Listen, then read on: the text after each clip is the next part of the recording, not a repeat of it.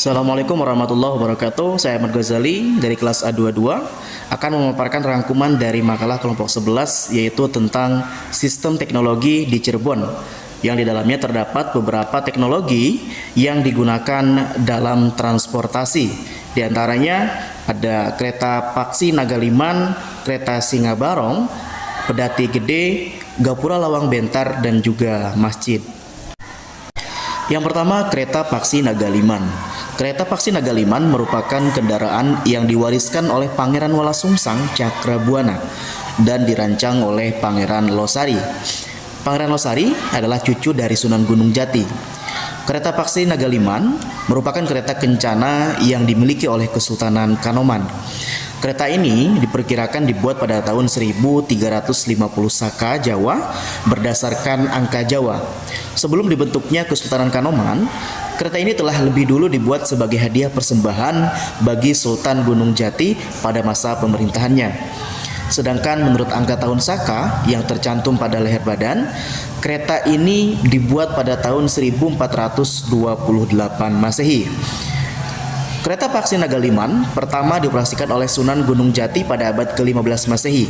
Di kala pemerintahan Sunan Gunung Jati, kendaraan ini telah sering digunakan dalam rangkaian acara seperti upacara adat, kepentingan kesultanan untuk menghadiri undangan para raja di saat itu, kirap pengantin yang turun-temurun dilakukan oleh para sultan-sultan yang menjabat di Keraton Kanoman.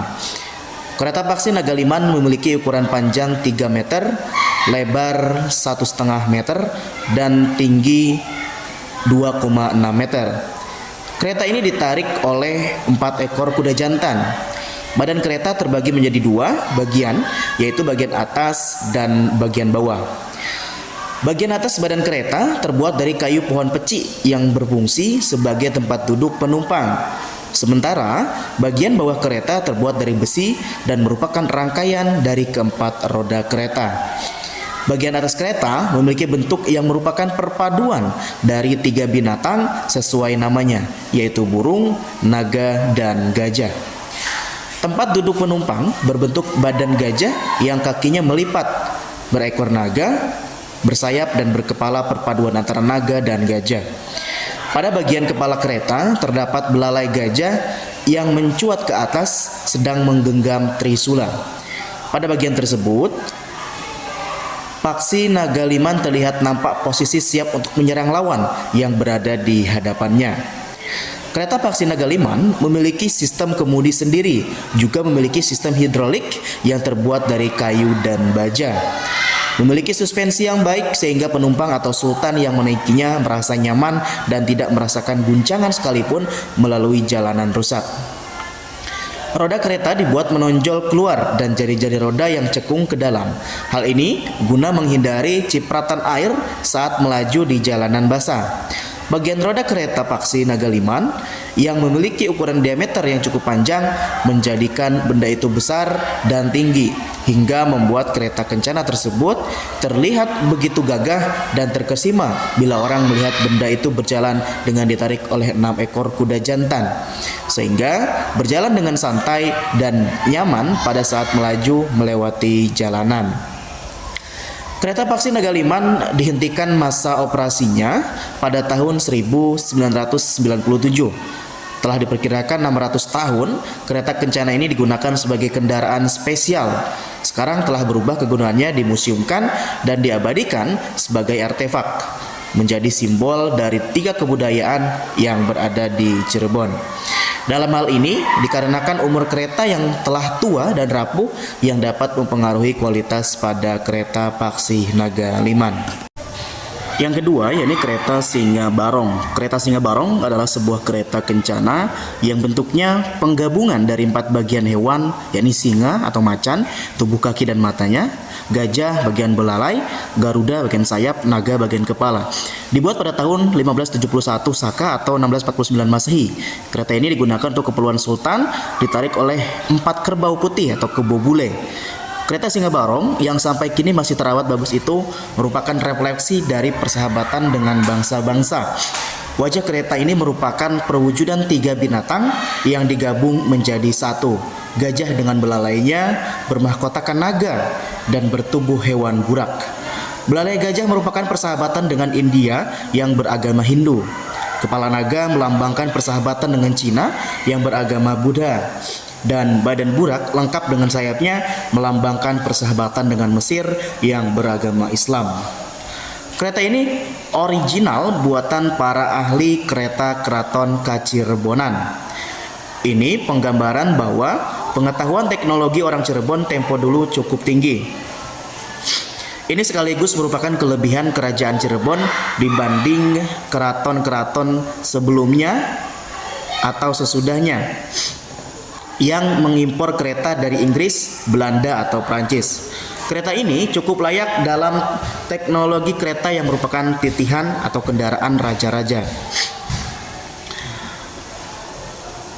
Kereta Singa Barong telah mengenal teknologi suspensi dengan menyusun perpegas lempengan besi yang dilapisi karet-karet pada 4 rodanya. Dengan teknologi suspensi ini, di samping kereta bisa merasa empuk, badan kereta juga bisa bergoyang-goyang ke belakang dan ke depan. Bergoyangnya tubuh kereta ke depan dan ke belakang bisa membuat sayap kereta bergerak-gerak. Itu sebabnya jika kereta ini berjalan, binatang bertubuh burak, berkepala gajah, dan bermahkota naga itu tampak seperti terbang. Terlihat megah ketika sang raja sedang berada dalam kereta itu. Kereta ini dibuat oleh seorang arsitek kereta Panembahan Losari dan pemahatnya yakni Kinotoguna dari Kaliwulu. Pahatan pada kereta itu memang detail dan rumit, mencirikan budaya khas 3 negara sahabat itu. Pahatan Wadasan dan Megamendung mencirikan khas Cirebon, warna-warna ukiran yang merah hijau mencitrakan khas Cina. 3 budaya yakni Buddha, Hindu, dan Islam itu menjadi satu digambarkan prinsip Trisula dalam belalai gajah. Tri berarti 3 dan Sula berarti tajam. Artinya 3 kekuatan alam pikiran manusia yang tajam, yaitu cipta, rasa, dan karsa. Cipta, rasa, dan karsa dimaksudkan sebagai kebijaksanaan berasal dari pengetahuan yang dijalankan dengan baik.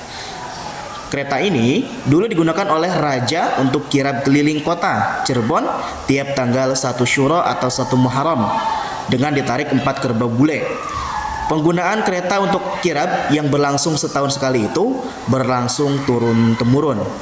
Mulai Panembahan Ratu Pakungwati I 1526 sampai 1649, kereta ini baru berhenti digunakan untuk kirab tahun 1942 karena kondisinya yang sudah tidak memungkinkan lagi.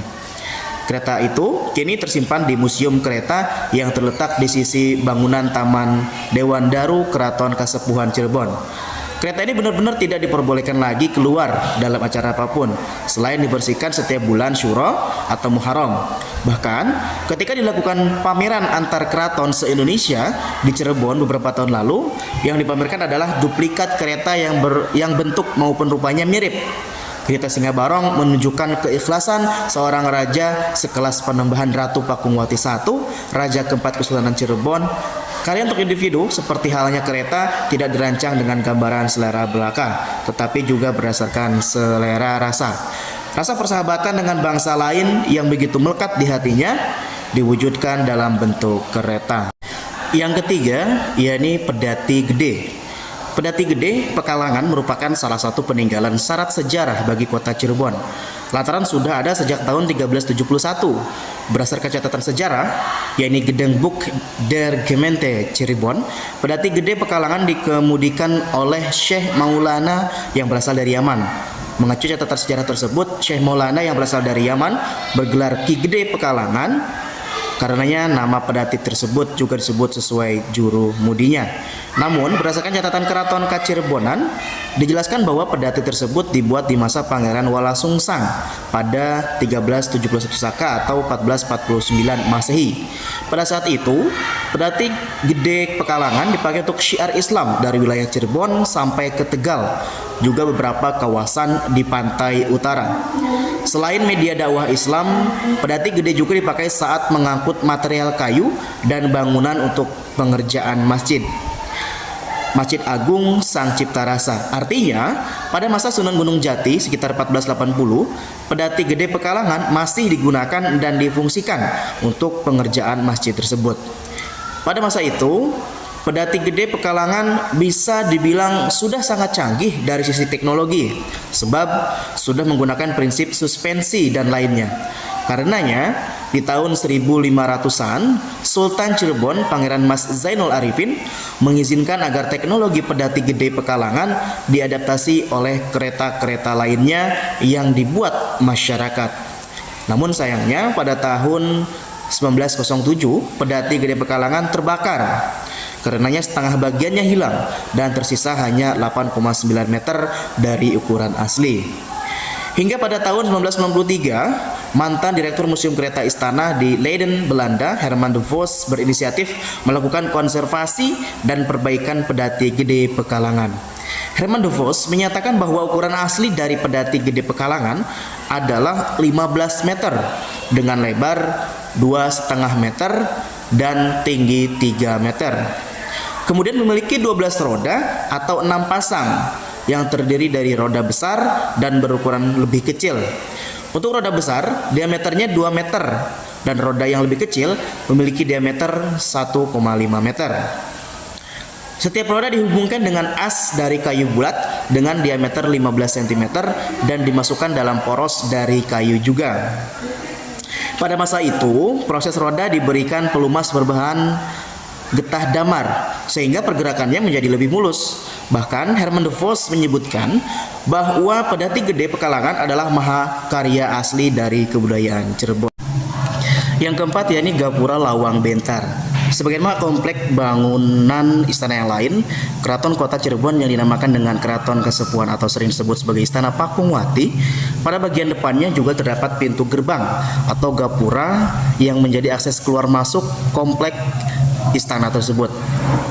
Namun, desain gapura yang ada di Keraton Kasepuhan tersebut punya tampilan yang mungkin bagi sementara orang terlihat agak aneh.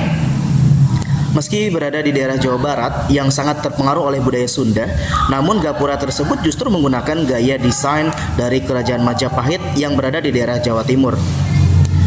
Hal ini sebenarnya bukan merupakan hal yang aneh, karena sekitar tahun 1519 ketika terjadi perang antara Kerajaan Demak dan Majapahit, pihak Keraton Cirebon membantu Demak untuk memenangkan peperangan. Setelah masa peperangan berakhir dan Demak mendapat kemenangan, Keraton Kasepuhan dapat bantuan ahli arsitektur bangunan Majapahit yang saat itu telah menjadi tawanan perang. Raja Cirebon yang berkuasa saat itu, Sunan Gunung Jati, sangat tertarik dengan desain arsitektur yang ada di kompleks Istana Majapahit. Karena itulah, meski menggunakan ukuran yang lebih kecil, konsep desain landscape yang ada di Keraton Cirebon juga menggunakan gaya yang tidak terlalu berbeda dengan kompleks bangunan Istana Majapahit. Demikian pula dengan gapura yang ada di depan kompleks keraton. Selain itu, bahan yang dipakai untuk membuat gapura Keraton Cirebon yang menggunakan gaya Majapahit tersebut juga sama, yaitu sejenis batu bata yang terbuat dari tanah liat atau sering disebut sebagai terracotta. Pada umumnya, bangunan di Kerajaan Majapahit memang selalu memakai bahan ini untuk membuat dinding, pondasi, dan elemen yang lain. Dan bukan bangunan tempat tinggal saja. Candi yang digunakan untuk melakukan sembahyang ketika dibangun juga menggunakan bahan ini.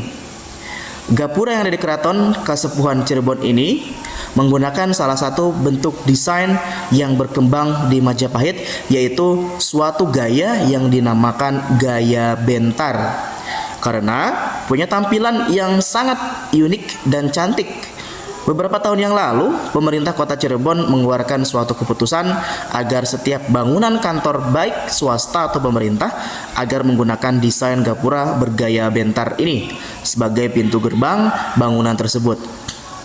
Gapura ini memang punya tampilan yang sangat khas dan etnik. Gapura tradisional yang ada di daerah lain, terutama di Jawa Tengah, selalu menggunakan konsep yang sama, yaitu bagian yang ada di bawah selalu punya ukuran yang lebih besar, kemudian makin mengecil pada bagian atas. Namun untuk gapura bentar, Konsep ini tidak berlaku. Meski bagian bawah atau pondasi gapura punya ukuran yang lebih besar, namun ketika berada di sekitar sepertiga bagian tinggi, ukuran dinding dibuat lebih kecil. Kemudian dinding ini membesar lagi hingga mencapai ukuran setengah dari ukuran tinggi dinding secara keseluruhan. Selanjutnya, ukuran yang dibuat menjadi makin mengecil lagi hingga pada bagian puncak. Perbedaan lain yang juga terlihat mencolok adalah bagian atas atau puncak dari pintu gapura ini tidak menggunakan bentuk yang lancip, tapi rata seperti terpotong. Perbedaan lain yang juga terlihat cukup nyata adalah susunan batu yang digunakan pada bagian tingginya membentuk garis yang bertingkat-tingkat. Sedangkan gapura gaya Jawa Tengah bentuknya lurus, selalu lurus atau melengkung dari atas hingga bawah. Yang terakhirnya ini mengenai masjid, salah satunya Masjid Agung Sang Cipta Rasa. Nama Masjid Agung Sang Cipta Rasa, Keraton Kasepuhan Kota Cirebon, ternyata memiliki makna tersendiri. Namun, itu diambil dari kata sang yang berarti keagungan, cipta, yakni dibangun, serta rasa atau digunakan. Ringkasnya, nama tersebut bermakna bangunan agung yang dibangun untuk digunakan umat Islam. Pemilihan namanya mencerminkan tingginya rasa toleransi yang ditunjukkan Wali Songo. Mereka tidak memilih nama yang ke Arab-Araban, tetapi justru mengutamakan unsur lokal. Dengan begitu, pesan yang hendak disampaikan adalah bahwa ajaran Islam dapat mengakar dan tumbuh berkembang di tengah masyarakat setempat. Dikutip dari buku Masjid-Masjid Bersejarah dan Ternama Indonesia, berbeda dengan umumnya, masjid-masjid klasik di Pulau Jawa, Masjid Agung Sang Cipta Rasa memiliki atap yang non-kemuncak. Bentuk limasan susun tiga itu disebut pula sebagai lambang teplok. Keindahannya menginspirasi banyak orang, termasuk Thomas Karsten, arsitek Hindia Belanda ini mendesain Museum Sono Budoyo dengan mencontoh corak pada bangunan di Cirebon tersebut. Ada 12 saka guru atau pilar utama yang menyangga atap masjid tersebut. Antara satu dan yang lainnya terhubung dengan balok-balok melintang. Masing-masing ikatannya menggunakan pasak. Uniknya, salah satu tiangnya terbuat dari serpihan-serpihan kayu yang disusun dan diikat. Tiang tersebut disebut pula sebagai sokotatal. Ada makna filosofis di balik tiang sokotatal, yakni bahwa persatuan yang kokoh bisa menopang beban seberat apapun. Mengenai pembuatannya, terdapat beberapa sumber. Ada yang mengatakan Sunan Kalijaga lah kreatornya. Namun ada pula yang menyebut Sunan Gunung Jati.